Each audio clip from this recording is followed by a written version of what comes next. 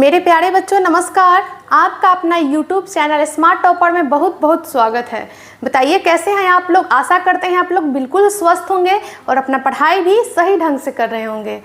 तो बच्चों आज हम लोग पढ़ने वाले हैं श्रम विभाजन और जाति प्रथा का ऑब्जेक्टिव। पिछली क्लास में हमने आपको पढ़ाया था लेखक परिचय, उसके बाद सारांश हम लोग पढ़े थे और उसके बाद प्रश्न उत्तर हल किए थे। और आज हम लोग ऑब्जेक्टिव क्वेश्चन को हल करेंगे। और ये जो हम ऑब्जेक्टिव क्वेश्चन लेकर आए हैं आप लोगों के लिए, बच्चों आप लोगों के लिए बहुत ही ज़्यादा हेल्पफुल होगा, बहुत ही ज़्यादा इम्पॉर्टेंट होगा। क्यों? क्योंकि ये हम सारा क्वेश्चन बैंक से जितना भी साल में पूछा गया है श्रम विभाजन और जाति प्रथा से ऑब्जेक्टिव क्वेश्चन, वो सारा हम आप लोगों के लिए चुनकर लाए हैं और कुछ इम्पॉर्टेंट क्वेश्चन भी इसमें ऐड किए हैं। तो आइए इस वीडियो को ध्यान से देखिएगा, क्लास को अच्छी तरह से समझिएगा ताकि एक भी कन्फ्यूज़न या डाउट न रह पाए। तो आइए बच्चों स्टार्ट करते हैं। तो आज हम लोग पढ़ने वाले हैं श्रम विभाजन और जाति प्रथा का ऑब्जेक्टिव। आज हम लोग पढ़ने वाले हैं श्रम विभाजन और जाति प्रथा का क्या ऑब्जेक्टिव क्वेश्चन। तो आज हम ऑब्जेक्टिव क्वेश्चन को मिलकर हल करेंगे। तो आइए हम लोग देखते हैं कि हमारा पहला ऑब्जेक्टिव क्वेश्चन क्या है। देखिए बच्चों, हमारा पहला क्वेश्चन है जाति प्रथा श्रम विभाजन के साथ साथ किसका रूप लिए हुए है। जाति प्रथा श्रम विभाजन के साथ साथ किसका रूप लिए हुए है। और ये देखिए बच्चों, ये क्वेश्चन पूछा गया है 2018 का सी में। 2018 का सी का मतलब कहने का है कि 2018 के कंपार्टमेंटल एग्जाम में ये क्वेश्चन पूछा गया है। तो इसका आंसर क्या होगा? स्वतंत्रता का, भातृत्व का, श्रमिक विभाजन का, इनमें से कोई नहीं। तो इसका आंसर होगा श्रमिक विभाजन का। श्रमिक विभाजन का इसका आंसर होगा। जाति प्रथा श्रम विभाजन के साथ साथ किसका रूप लिए हुए है? तो श्रमिक विभाजन का रूप लिए हुए है। अगला हम लोग देखते हैं दूसरा क्वेश्चन, जो कि है भारत में बेरोजगारी का एक प्रमुख व प्रत्यक्ष कारण क्या है। भारत में बेरोजगारी का एक प्रमुख व प्रत्यक्ष कारण क्या है। और ये क्वेश्चन आया हुआ है बच्चों 2018 में। तो इसका आंसर होगा, पहला है सती प्रथा, दूसरा दहेज प्रथा, तीसरा जाति प्रथा और चौथा बाल विवाह प्रथा। तो आंसर होगा बच्चों जाति प्रथा। आंसर होगा जाति प्रथा। तीसरा क्वेश्चन हम लोग देखते हैं। तीसरा क्वेश्चन है हमारा आधुनिक सभ्य समाज। आधुनिक सभ्य समाज श्रम विभाजन को आवश्यक क्यों मानता है। आधुनिक सभ्य समाज श्रम विभाजन को आवश्यक क्यों मानता है। और क्वेश्चन बच्चों देख लीजिए, वहाँ पे ऐड किए हैं हम कि 2018 में आया हुआ है। और जो भी क्वेश्चन आएगा वहाँ पे लिखा रहेगा कि किस किस साल में आया है, किस किस साल में पूछा है। तो आंसर इसका देखते हैं। आधुनिक सभ्य समाज श्रम विभाजन को आवश्यक क्यों मानता है? कार्यकुशलता के लिए, भाईचारे के लिए, रूढ़िवादिता के लिए, इनमें से कोई नहीं। तो होगा क्वेश्चन नंबर तीसरा का आंसर होगा कार्यकुशलता के लिए। कार्यकुशलता के लिए इसका आंसर होगा ए। इसका आंसर होगा। अगला हम लोग देखेंगे जो कि चौथा क्वेश्चन है श्रम विभाजन और जाति प्रथा पाठ बाबा साहेब के किस भाषण का संपादित अंश है। किस भाषण का संपादित अंश है? तो आपको हम बच्चों पढ़ा चुके हैं लेखक परिचय में ही कि वो द एनाहिलेशन ऑफ कास्ट भाषण का संपादित अंश है। द एनाहिलेशन ऑफ कास्ट भाषण का संपादित अंश है श्रम विभाजन और जाति प्रथा। पांचवा क्वेश्चन हमारा है भारत में बेरोजगारी का मुख्य कारण क्या है। भारत में बेरोजगारी का मुख्य कारण क्या है? 2019 में आया हुआ है। तो इसका आंसर होगा जाति प्रथा, दहेज प्रथा, अशिक्षा या भ्रष्टाचार। तो आंसर होगा बच्चों हमारा ये जाति प्रथा। भारत में बेरोजगारी का मुख्य कारण क्या है? जाति प्रथा। अगला छठा हमारा क्वेश्चन है बाबा साहेब भीमराव अंबेडकर का जन्म किस राज्य में हुआ था। ये तो हम आप लोगों को बहुत अच्छी तरह से पढ़वाए हैं बच्चों और याद भी करवाए हैं कि बाबा साहेब भीमराव अंबेडकर का जन्म महू मध्य प्रदेश में हुआ था। महू मध्य प्रदेश में हुआ था। और ये क्वेश्चन बच्चों बहुत ही ज़्यादा आप लोगों के लिए इम्पॉर्टेंट है क्योंकि ये 3 साल पूछा गया है। पहला देखिए 2019 में पूछा गया है, दूसरा 2021 में और तीसरा 2022 में। तो कृपया बच्चों ये क्वेश्चन को अच्छी तरह से याद कर लीजिएगा और इसका आंसर होगा मध्य प्रदेश में। महू मध्य प्रदेश में उनका जन्म हुआ था और राज्य का नाम है मध्य प्रदेश। अगला हम लोग देखते हैं, अगला है हमारा बाबा साहेब का जन्म किस परिवार में हुआ था। बाबा साहेब का जन्म किस परिवार में हुआ था, और ये 2 साल क्वेश्चन आया हुआ है 2019 के कंपार्टमेंटल में और 2023 में। तो पहला ब्राह्मण परिवार में हुआ था उनका जन्म, ब्राह्मण परिवार में तो नहीं हुआ था, क्षत्रिय परिवार में भी नहीं हुआ था, दलित परिवार में उनका जन्म हुआ था। किनका? डॉक्टर भीमराव अंबेडकर जी का जन्म एक दलित परिवार में हुआ था। अगला हम लोग देखते हैं, अगला है डॉक्टर भीमराव अंबेडकर ने किस प्रथा को आर्थिक पहलू से खतरनाक माना है। ये बच्चों क्वेश्चन आया हुआ है 2019 का कंपार्टमेंटल में। तो जाति प्रथा को आर्थिक पहलू से खतरनाक माना गया है। अगला है बाबा साहेब भीमराव अंबेडकर का जन्म कब हुआ था। और ये 2 साल क्वेश्चन आया हुआ है बच्चों। हम आप लोगों को बतलाए भी थे कि जन्म और मृत्यु से रिलेटेड बहुत सारा क्वेश्चन एग्जाम में आता है, तो इसलिए जन्म मृत्यु आप ध्यान से याद कीजिएगा। तो देखिए 2 साल आया हुआ है, 2019 में भी आया है और 2020 में भी आया है। तो बाबा साहेब का जन्म कब हुआ था बच्चों? 14 अप्रैल 1891 ईस्वी में हुआ था। कहाँ? महू मध्य प्रदेश में हुआ था। हमारा 10वां नंबर क्वेश्चन है, श्रम विभाजन और जाति प्रथा के लेखक कौन है। ये तो बहुत आसान क्वेश्चन है बच्चों। श्रम विभाजन और जाति प्रथा के लेखक है हमारे डॉक्टर भीमराव अंबेडकर जी। और ये क्वेश्चन बच्चों बहुत ही ज़्यादा इंपॉर्टेंट है, ये भी 2 साल पूछा है 2020 और 2023 में। अगला हम लोग देखते हैं, भारत में जाति प्रथा का मुख्य कारण क्या है। भारत में जाति प्रथा का मुख्य कारण क्या है, और 2021 में क्वेश्चन पूछा गया है। तो बेरोजगारी, बेरोजगारी जाति प्रथा का मुख्य कारण है। अगला हम लोग देखते हैं, मानव मुक्ति के पुरोधा किसे कहा गया है। मानव मुक्ति के पुरोधा डॉक्टर भीमराव अंबेडकर जी को कहा गया है। 13 नंबर क्वेश्चन है, जाति प्रथा सामाजिक विभाजन नहीं है, क्यों। जाति प्रथा सामाजिक विभाजन नहीं है, क्यों? क्योंकि यह रुचि पर आधारित नहीं है। ये मनुष्य के रुचि पर आधारित नहीं है, मतलब रुचि पर आधारित नहीं होने के कारण जाति प्रथा सामाजिक विभाजन नहीं है। अगला हमारा है 14 नंबर क्वेश्चन, आदर्श समाज स्वतंत्रता, समानता, भ्रातृत्व पर आधारित होगा, किसने कहा था। किसने कहा था कि आदर्श समाज स्वतंत्रता, समानता और भ्रातृत्व पर आधारित होगा।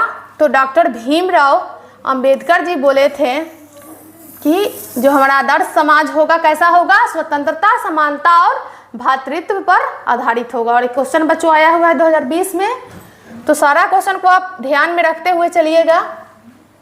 अगला हमारा 15 नंबर क्वेश्चन है कि भारतीय संविधान के निर्माता किसे कहा जाता है। ये तो बहुत आसान है बच्चों, क्योंकि हम आप लोगों को बतला चुके हैं कि भारतीय संविधान के निर्माता और भारतीय संविधान के जनक डॉक्टर भीमराव अंबेडकर जी को कहा जाता है।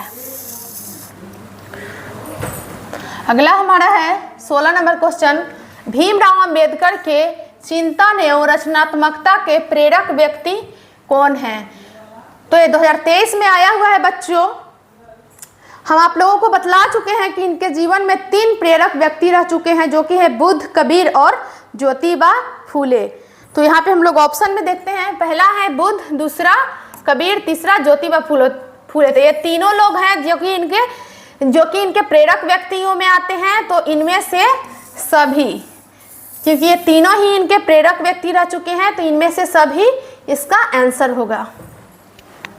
अगला हमारा 17 नंबर क्वेश्चन है कि हु आर सुधराज किसकी रचना है। आप लोगों को हम बतला चुके हैं कि इनकी प्रसिद्ध रचना के कुछ नाम है, who are they, who are Shudras, the untouchable, the caste in India. तो इसका होगा हु आर सुधराज किसकी रचना है, तो डॉक्टर भीमराव अंबेडकर जी की यह रचना है। और ये क्वेश्चन पूछा गया है बच्चों 2023 में, जो कि पिछला साल ये आया था, नहीं इसी साल आया था 2023 में ही। अगला हम लोग देखते हैं, विडंबना का अर्थ क्या है। विडंबना का अर्थ बच्चों हम आप लोगों को बतलाए थे कि उपहास होता है। ये कुछ अदर इम्पॉर्टेंट क्वेश्चन है जो आप लोगों के एग्जाम में आ सकता है, 2024 के एग्जाम में आ सकता है, इसलिए आप अदर क्वेश्चन को भी बिल्कुल अच्छी तरह से देखिएगा। अगला हम लोग देखते हैं बच्चों, जाति प्रथा किस प्रकार का श्रम विभाजन है। जाति प्रथा किस प्रकार का श्रम विभाजन है? तो अस्वाभाविक श्रम विभाजन है। अगला 20 नंबर क्वेश्चन हम लोग देखते हैं, जाति प्रथा के अनुसार श्रम विभाजन का आधार क्या है? तो इसका आंसर होगा पैतृक पेशा। अगला 21 नंबर क्वेश्चन है, Buddha and his Dhamma. Buddha and his Dhamma के लेखक कौन है? तो बुद्ध एंड हिज धम्म के लेखक हैं doctor Bhimrao Ambedkar ji. Buddha and his Dhamma के लेखक हैं डॉक्टर भीमराव अंबेडकर जी। किनके प्रोत्साहन पर बाबा साहेब उच्चतर शिक्षा हेतु न्यूयॉर्क गए थे? किनके प्रोत्साहन पर बाबा साहेब उच्चतर शिक्षा हेतु न्यूयॉर्क गए थे? तो बड़ौदा नरेश के प्रोत्साहन पर बाबा साहेब शिक्षा हेतु न्यूयॉर्क गए थे। अगला क्वेश्चन है, श्रम विभाजन और जाति प्रथा शीर्षक किनके द्वारा हिंदी में रूपांतरित है? किनके द्वारा हिंदी में अनुवाद किया गया था? तो हम आपको बतलाए थे लेखक परिचय में ही कि ललई सिंह यादव ने इनका हिंदी रूपांतरण किया है। अगला हम 24 में देखते हैं कि आधुनिक मनु किन्हें कहा गया है? आधुनिक मनु किन्हें कहा गया है? तो आधुनिक मनु अंबेडकर जी को कहा गया है। आधुनिक मनु बच्चों अंबेडकर जी को कहा गया है। 25 नंबर क्वेश्चन देखते हैं, अंबेडकर जी ने किस पत्रिका का संपादन किया था? अंबेडकर जी ने किस पत्रिका का संपादन किया था? तो अंबेडकर जी ने बहिष्कृत भारत नामक पत्रिका का संपादन किया था। अगला है, अंबेडकर जी की मृत्यु कब और कहाँ हुई थी? बहुत ज़्यादा ही इंपॉर्टेंट है बच्चों, हम आप लोग को बार बार बोल रहे हैं कि जन्म और मृत्यु बिल्कुल अच्छी तरह से आप लोग पढ़कर याद कर लीजिएगा। तो अंबेडकर जी की मृत्यु कब और कहाँ हुई थी बच्चों? तो इनकी मृत्यु हुई थी 1956 ईस्वी दिल्ली में। 1956 ईस्वी दिल्ली में हुई थी। अगला हम 27 नंबर क्वेश्चन देखते हैं बच्चों कि आर्थिक पहलू से भी जाति प्रथा क्या है? तो आर्थिक पहलू से भी जाति प्रथा क्या है? लाभदायक है, अनुकूल है, हानिकारक है, इनमें से सभी है। तो आर्थिक पहलू से जाति प्रथा क्या है बच्चों? हानिकारक है। अगला, सच्चे लोकतंत्र का पर्याय क्या होता है? सच्चे लोकतंत्र का पर्यायवाची शब्द क्या होता है? इस क्वेश्चन का कहने का अर्थ है, तो सच्चे लोकतंत्र का अर्थ होता है भाईचारा। सच्चे लोकतंत्र का अर्थ होता है बच्चों भाईचारा। अगला हमारा 29 नंबर क्वेश्चन है कि अंबेडकर जी के पिता का क्या नाम था? अंबेडकर जी के पिता का नाम था बच्चों रामजी सकपाल। अगला 30 नंबर क्वेश्चन है कि अंबेडकर जी के माता जी का क्या नाम था? अंबेडकर जी के माता का नाम था भीमाबाई। अगला है बच्चों, अंबेडकर जी की पत्नी का क्या नाम था? अंबेडकर जी की पत्नी का नाम है बच्चों रमाबाई, जो कि हम सारा आपको क्लियर कर चुके हैं लेखक परिचय में ही। तो आप लोग को आशा करते हैं कि आप लोग को किसी भी प्रकार का डाउट नहीं रह रहा होगा और आप लोग अच्छी तरह से इसको सॉल्व कर रहे होंगे। तो 32 नंबर क्वेश्चन है, अंबेडकर जी ने पीएचडी की उपाधि कब प्राप्त की थी? तो अंबेडकर जी ने पीएचडी की उपाधि 1916 ईस्वी में प्राप्त की थी। 33 नंबर क्वेश्चन है बच्चों कि अंबेडकर जी की दृष्टि में भाईचारे का वास्तविक रूप कैसा होता है? दूध और शक्कर के मिश्रण की तरह, दूध और पानी के मिश्रण की तरह, पानी और नमक के मिश्रण की तरह, या तेल और पानी के मिश्रण की तरह? तो दूध और पानी के मिश्रण की तरह भाईचारे का वास्तविक रूप होना चाहिए, जो कि हम कल सारांश में आपको बिल्कुल अच्छी तरह से बतलाए थे। अगला हमारा 34 नंबर क्वेश्चन है, अंबेडकर जी का संपूर्ण वाङ्मय हिंदी के कितने खंडों में प्रकाशित हो चुकी है? तो 21 खंडों में प्रकाशित हो चुकी है। अगला है सबसे लास्ट मेरा क्वेश्चन 35 नंबर कि जाति प्रथा भारत में बेरोजगारी का एक कैसी कारण बनी हुई है? तो प्रत्यक्ष कारण बनी हुई है कि प्रमुख कारण बनी हुई है, या ए और बी दोनों, या इनमें से कोई नहीं। तो सी होगा, ए और बी दोनों, क्योंकि जाति प्रथा भारत में बेरोजगारी का एक प्रमुख और प्रत्यक्ष कारण दोनों बनी हुई है। तो इसलिए इसका आंसर ए और बी दोनों होगा। बच्चों अगर आप ये 35 ऑब्जेक्टिव याद करते हैं तो आपका फर्स्ट चैप्टर से किसी भी प्रकार का ऑब्जेक्टिव क्वेश्चन एग्जाम में नहीं छूटेगा। और 35 में से आपको 35 में से अगर सारा आप लोग याद कर लेते हैं, जो कि इसमें क्वेश्चन बैंक से भी रिलेटेड हम क्वेश्चन ऐड कर दिए हैं, और ये सारा बच्चों हम खुद से लिखे हैं बोर्ड पर मेहनत करके, ताकि आप लोग अच्छी तरह से पढ़ें, अच्छा मार्क्स लाएं, टॉप आए एग्जाम में। तो बच्चों अच्छा से इसको ध्यान में रखिएगा, कॉपी पर अच्छा से नोट कर लीजिएगा और अच्छी तरह से रिवीजन कीजिएगा। मिलते हैं अगली क्लास में। अगर आप हमारे चैनल पर नए हैं तो कृपया हमारे वीडियो को लाइक, सब्सक्राइब और शेयर ज़रूर कीजिएगा। धन्यवाद।